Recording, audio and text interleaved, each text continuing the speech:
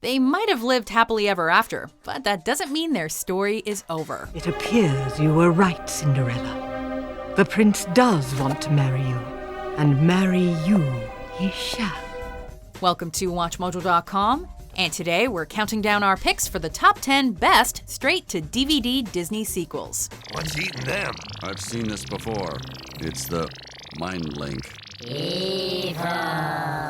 For this list, we'll be taking a look at those Disney follow-ups that didn't quite make the cut for a wide theatrical release, but still made the original movie proud by honoring its characters, witty dialogue, and original premise. Heat of the sun will shine right through. Never a moment comes too soon. Although we call them sequels, what we really mean is any movie released after the original, which can include prequels, midquels, and spin-offs. So you're gonna stop Zurg all by yourself? That's the general plan. Number 10.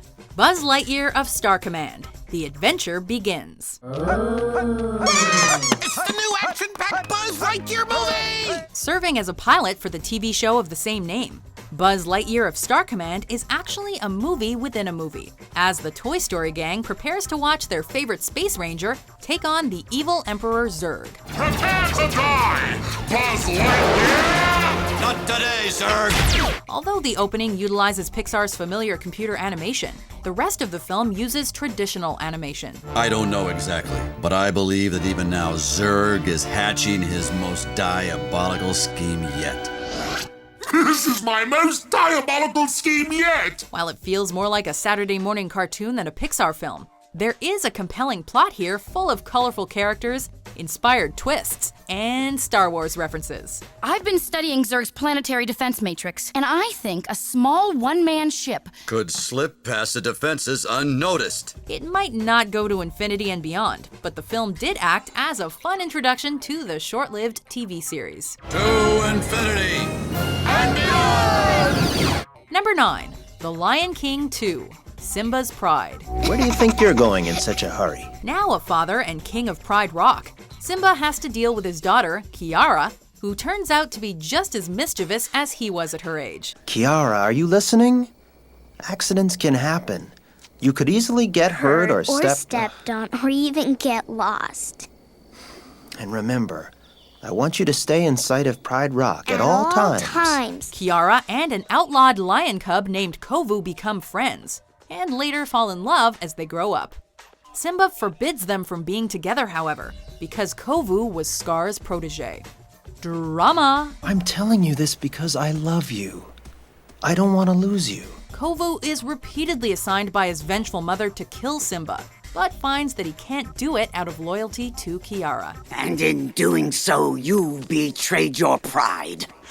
Betrayed Scar! As you might have guessed, where the original Lion King was largely based on Hamlet, this one takes a page from Romeo and Juliet. Kiara and Kovu's unlikely friendship is still inspiring, though, in a sequel that would make Mufasa proud. Oh, Mufasa, you've been up there too long. Your head is in the clouds. Number 8. Bambi II. Feel the forest. Feel the forest. Feel the forest. Bambi! Feel the... Felt it. Depending on where you live, some of you got to see this movie in theaters, while Americans had to watch it at home. Spoiler alert, hunters kill Bambi's mom in the first film. Due to this traumatic death, Bambi's mother is the parent we usually associate with the young deer. This midquel, however, chronicles Bambi's childhood by his dad's side. That's enough questions for today. Now please get some sleep.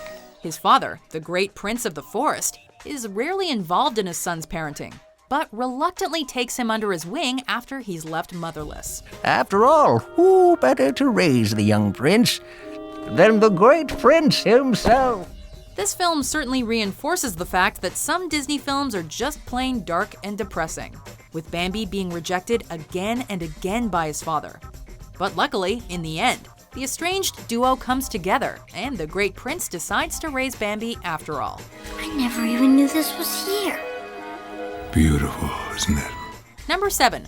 Brother Bear 2. That's right. Kenai and Coda. We don't need anybody else. As if the story of a man who chooses to live his life as a bear to stay with a cub he befriends wasn't heartbreaking enough the first time around. You ready to keep going? But, never be able to cross that river. We can do that together too. In the sequel, Kenai's childhood friend Nita makes an appearance, and he now has to make a choice between the woman he loves and the bear cub he now thinks of as his foster brother. Coda, what would I have done if anything happened to you? You're gonna leave me. The sequel, like the original, is chock full of life lessons like the importance of family and identity, as well as love conquering all. Plus, it's always great to hear Rick Moranis' voice. Hey, I think that's our cue, eh? Yeah, beauty. Let's go. Fear not, mooseheads. Number 6, an extremely goofy movie. Hi, everybody! Set a few years after the first film, Max is now heading off to college, ecstatic to finally be free of his embarrassing, overbearing father, Goofy. You realize going off to college means no more well-meaning but totally smothering, overprotective, doting, yucking dads. But Max is in for a surprise when Goofy shows up on campus, dead set on attaining his own college degree after being fired from his job making toys. Goofy, I warned you. You're fired! The rest of the film builds on the hilarious father-son dynamic that we saw in A Goofy Movie, as Goofy learns to let go of his little boy, while Max finally allows his dad to be a bigger part of his life. Dad, relax. I'm not in trouble. It's just the team needs you. I need you. Number 5, Aladdin and the King of Thieves. My father is alive? There are way too many Disney characters with absentee fathers. So when Aladdin finds out that his father is actually alive, of course he stops at nothing to find him. Together we're the perfect team. Larceny is in the genes. Turns out that dear old dad is the king of the 40 thieves, and left his family in search of the hand of Midas. If you're Al's dad and the king of thieves, I just want to know one thing. Yeah? Will you be having the chicken or the sea bass? He pretends to want a relationship with Aladdin in order to intercept a powerful artifact back at the palace. He eventually realizes that family means more than wealth or power. But because of the trouble he causes before making that revelation, maybe the moral of this story is that Disney dads are better off missing. This wretched thing almost cost me the ultimate treasure. It's you, son. Number 4, 101 Dalmatians 2, Patch's London Adventure. Do you think I'm one of a kind, or just one of 101? 101. That's it. When the owners of the Dalmatians move away to a farm, they accidentally leave behind one of the puppies, Patch, in true Home Alone style. But rather than remain at his old home and wait, Patch heads out to audition for his favorite TV show about a canine superhero, Thunderbolt. Come on, kid, we haven't got all year. You're wasting my valuable limelight.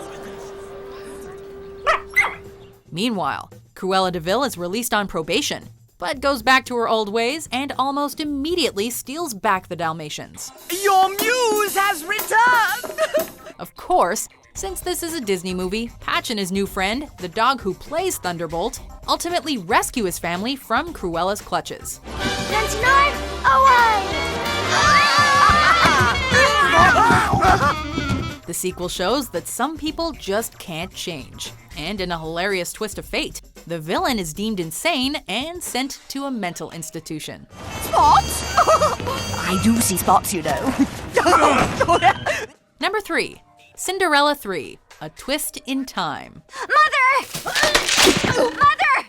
Anastasia, where have you been? Slacking off again. What's fun about this sequel is that it isn't actually about our favorite servant-turned-princess at all.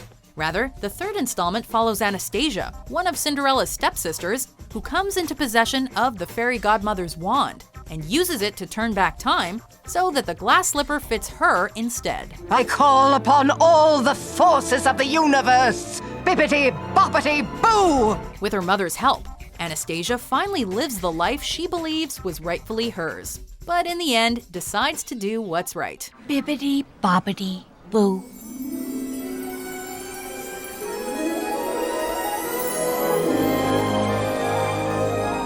I can't take much more of this. Though far from living up to the standards of the original fairy tale, it does redeem a once evil character and shows viewers that even the coldest hearts can be thawed. But not all, since Lady Tremaine and Drizella refused to change, with the final scene showing them turned into maids.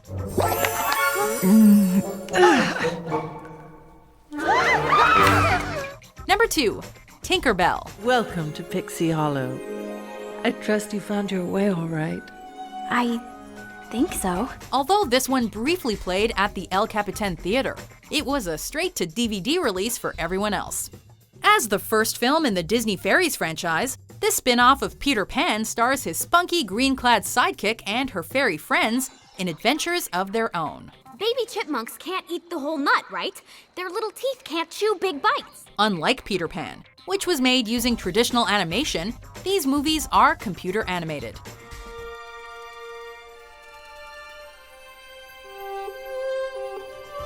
With a Rotten Tomatoes rating of 89% positive, Tinkerbell, along with subsequent films in the series, is leagues above most other straight-to-DVD Disney sequels. I wouldn't go around bragging about your talent. It's not like spring depends on you. Of course it does. And when I go to the mainland, I'll prove just how important we are. On top of that, this is the first movie where Tinkerbell actually gets to speak. And she's voiced by none other than the quirky and lovable Mae Whitman. There's gotta be more to my life than just pots and kettles. No honorable mentions this time around. Number 1. The Lion King 1.5. I gotta tell you, Timon, that song always gets me right here. Yeah, Pumba. Well, enough of that. Considered a prequel, parallel, and midquel, this strange but enjoyable addition to the Lion King universe follows the hysterical meerkat and warthog duo Timon and Pumbaa's adventures. I had the sun on my shoulders, the wind at my heels, a song in my heart.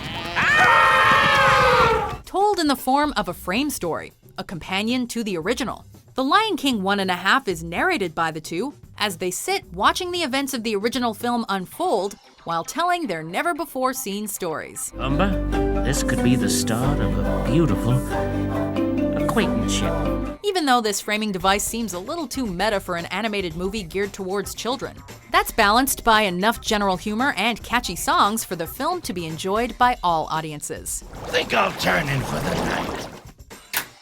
Do you agree with our list? What straight-to-DVD Disney sequel is your favorite? I, Took, and my brother Rut will save ye. Yeah. What ho! Argus Bear. Touch not those fair Musette ladies, eh? For more entertaining top 10s published every day, be sure to subscribe to WatchMojo.com. Well done, my son.